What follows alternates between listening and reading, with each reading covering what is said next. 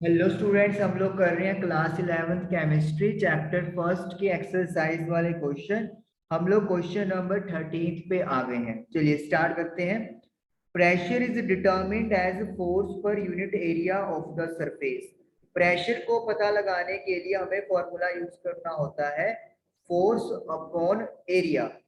SI unit of pressure is pascal. Pressure की जो SI unit है वो पास्कल है। और पास्कल जो है वो 1 न्यूटन पर मीटर स्क्वायर के इक्वल होता है। और प्रेशर का फॉर्मूला है force divided by area. Mass of air at sea level is 1034 gram per centimetre square.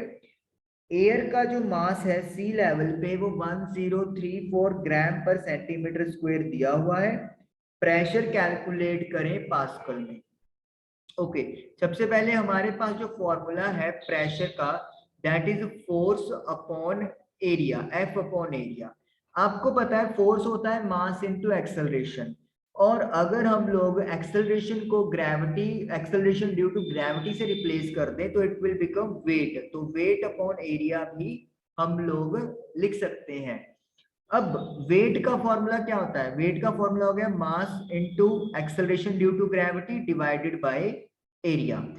अगर आप लोग देखें तो आपको दिया हुआ है mass of air at sea level 1034 gram per centimetre square. It means m upon A की वैल्यू आपको दे दी है 1034 ग्राम, और एरिया के लिए सेंटीमीटर का square, multiply by acceleration due to gravity. ये जो स्मॉल जी है this is acceleration due to gravity है। और जो आपको क्वेश्चन में स्मॉल जी या हमने जो जी यहाँ पे लिखा है दैट इज ग्राम। तो ये फर्क है, इनको सेम नहीं ट्रीट करना।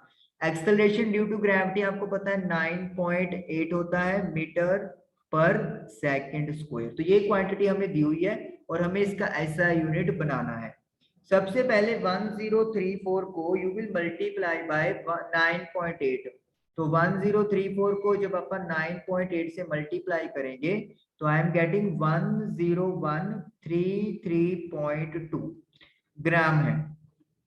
ग्राम केजी बनाने के लिए यू नो आपको क्या करना पड़ता है, 1000 से डिवाइड करना पड़ता है। तो ये जो ग्राम है वो किलोग्राम के अंदर कन्वर्ट हो गया। क्लियर? उसके बाद सेंटीमीटर स्क्वायर है, इसको आप एज इट इज लिख लेते हैं सेंटीमीटर स्क्वायर। सेंटीमीटर को अगर मीटर में बदलना है तो डिवाइड बाय 100 करना पड़ेगा, क्योंकि सेंटीमीटर ऑलरेडी डिनोमिनेटर में है तो 100 जो है वो ऊपर शिफ्ट हो जाएगा। और कितने बार लिखना पड़ेगा हमें? 2 बार लिखना पड़ेगा। वाई? क्योंकि हमारे पास स्क्वायर है तो इसीलिए 100 इंटू 100। उसके बाद 9.8 मीटर पर सेकंड स्क्वायर, ये ऑलरेडी प्रॉपर यूनिट्स में है तो इनके लिए हमें कुछ भी चेंज करने की जरूरत नहीं है। क्लियर? तो ये मेरे पास बन गया 101332। 3 जीरो जो है वो कैंसिल हो जाएंगी लाइक दैट, मतलब ये वाली जीरो लगा लो तो एक 10 बच जाएगा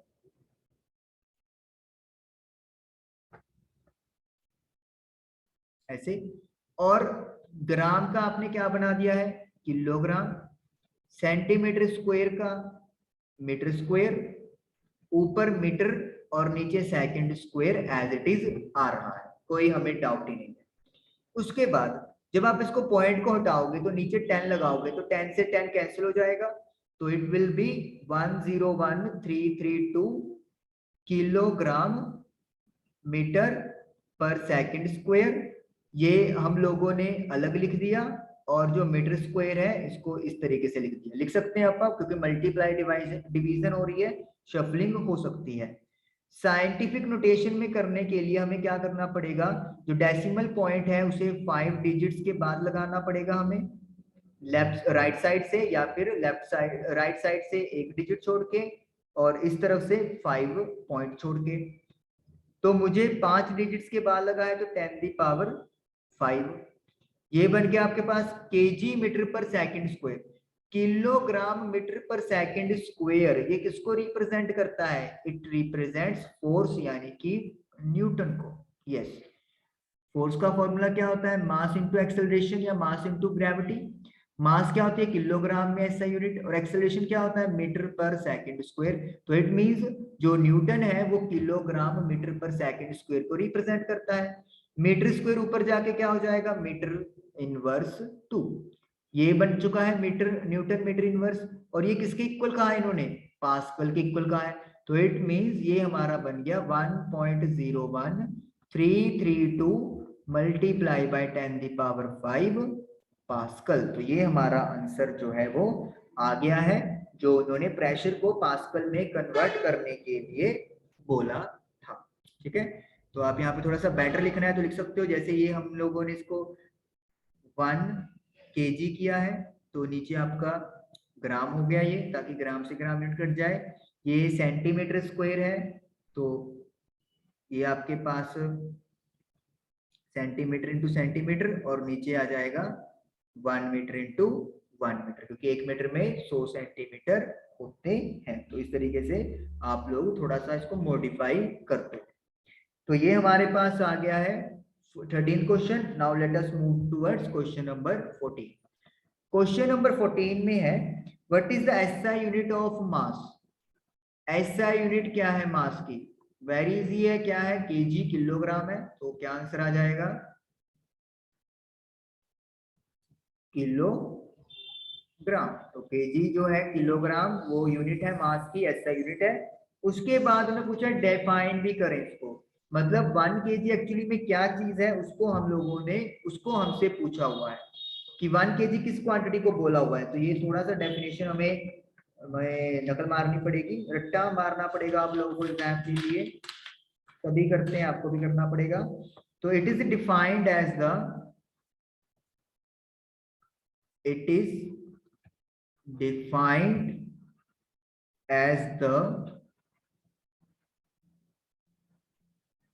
mass of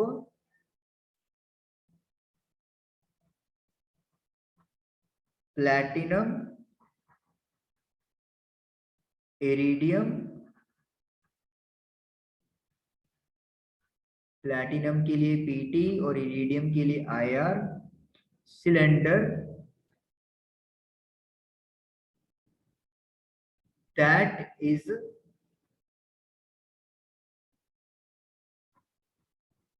stored in an airtight jar at International Bureau of Weights and Measures in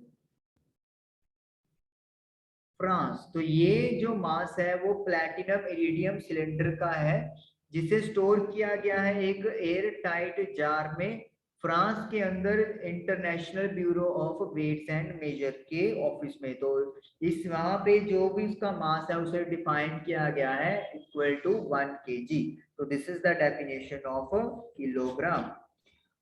okay, now let us do question number 15। Question number 15 में आपको मैचिंग करना है। आपको लेफ्ट साइड पे दिए हुए हैं प्रीफिक्सेस, और इधर आपको दिए हुए हैं मल्टीपल्स। तो देखना है कि कौन सा प्रीफिक्स किसके मल्टीपल पे जाता है। तो आप एक बार लिख लेते हैं सारे। माइक्रो है, डेका है, मेगा है, गीगा है एंड फेम्टो है। तो ये 5 आपको प्रीफिक्सेस दिए हुए हैं। तो मैक्रो के सामने है 10⁶, 10⁹, 10⁻⁻6, 10⁻⁻15 एंड 10। चलिए मैच करना शुरू करते हैं। सबसे पहले माइक्रो, माइक्रो में होता है 10⁻⁻6। तो 10⁻⁻6 के साथ हम लोग क्या करेंगे, इसको मैच कर देंगे। डेका होता है 10 मीटर के इक्वल होता है डेका, तो इसीलिए इसको 10 से मल्टीप्लाई करेंगे। मेगा होता है 10⁻6। देखो माइक्रो में -6 है, मेगा में +6 है, गीगा में 9 होगा और फेम्टो में 10⁻−15 होगा। तो इस तरीके से आप लोगों के प्रीफिक्सेस मल्टीपल से मैच हो गए। तो आई होप कि आप लोगों को ये 3 क्वेश्चन फर्स्ट चैप्टर के 13, 14, 15 क्लियर हुए होंगे। Thank you for watching the video.